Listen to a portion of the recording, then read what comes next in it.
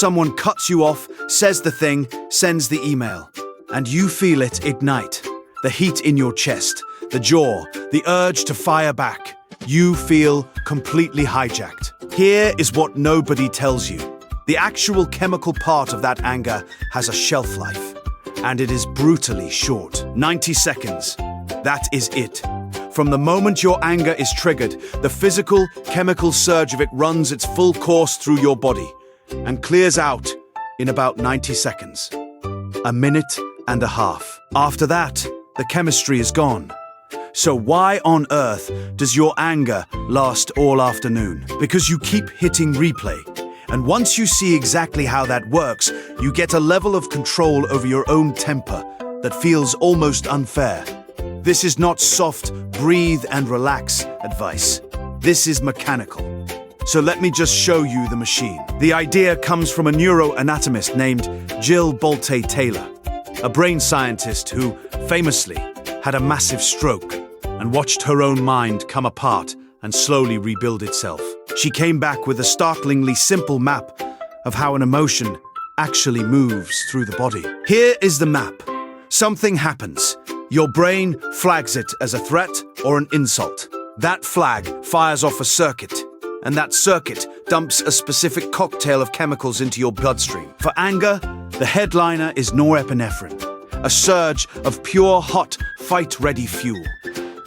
And that surge is real and physical.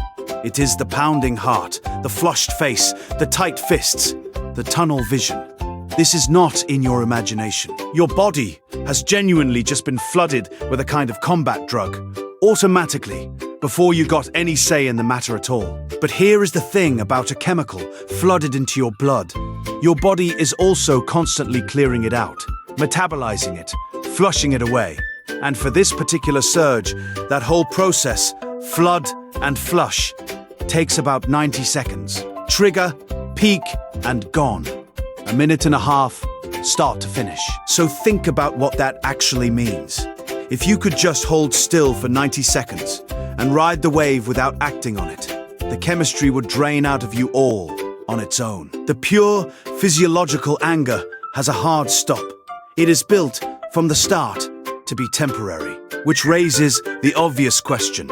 If the chemicals are gone in 90 seconds, why are you still furious 20 minutes later, replaying it in the shower, arguing with them inside your own head? The chemistry already left. So what exactly is keeping the fire lit? You are, specifically, your thoughts.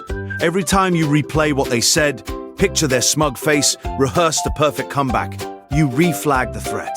And reflagging the threat fires the circuit again, which dumps the chemicals again. You are not still angry. You are getting angry, over and over. Sit with that, because it is the whole secret. The anger that lasts an hour is not one long emotion. It is the same 90-second wave, restarted again and again by you. Roughly 40 separate doses of the same chemical, each one personally re-triggered by a thought that you chose to think. Taylor's line for this is sharp. After those 90 seconds, if you are still angry, it is because you have chosen to stay in that emotional loop.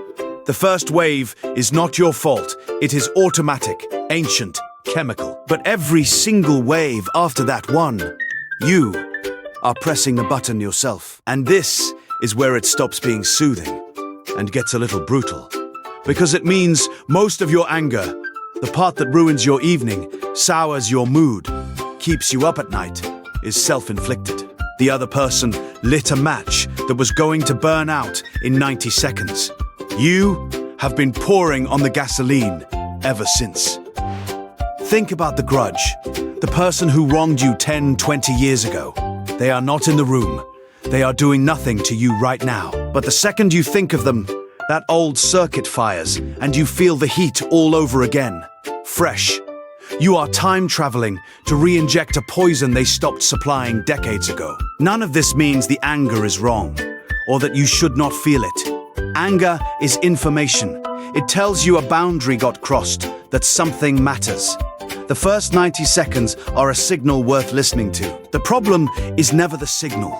The problem is what you do for the 59 minutes after. So here is the technique, and it is almost insultingly simple. When the surge hits, you do one thing. You wait. You let the 90 seconds happen. You do not act. You do not speak. You do not fire off the text.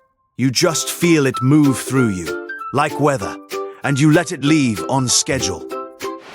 It helps enormously to name it, to silently say, this is the surge, this is the 90 seconds.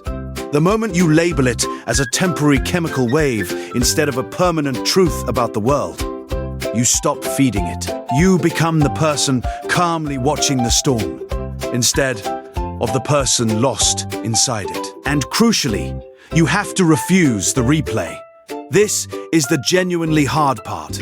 Your mind will desperately want to rehearse, to justify, to recite the whole case against them. Every time it does, you are reaching for the button. The skill is noticing your own hand on that button and choosing, just this once, not to press it. Watch what happens when you do. The heat crests, it holds, and then, if you do not feed it, it genuinely starts to fade, on its own, right on time. The pounding settles, the tunnel vision opens back up, and the clear-headed version of you, the one who was chemically offline for 90 seconds, walks back into the room. And that version is the one you want making the decision. Because anything you say or send inside that 90-second window is the norepinephrine talking, not you. Almost every message you have ever regretted was sent from inside that wave. So the single most powerful thing you can do with anger is to simply outlast it. This is also why the old advice to count to 10 is not just folk wisdom. It is a crude version of the real thing. You are not calming down by magic. You are stalling, deliberately, buying time for a chemical to clear. Count to 90. And you are not really stalling anymore. You are waiting out the entire storm. And it does not make you a pushover. You can still address the boundary, set the consequence, have the hard conversation, but you do it after the 90 seconds.